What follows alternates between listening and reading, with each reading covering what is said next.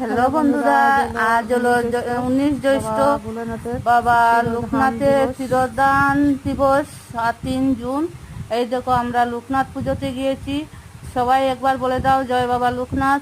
দেখো আমরা এখন মন্দিরে গিয়েছি।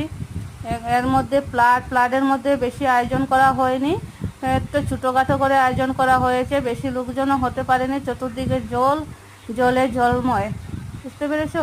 দেখো আমরা এখন ঠাকুর প্রণাম করছি, আর এখানে প্রসাদ, সবাই মিলে প্রসাদ খাওয়া হচ্ছে।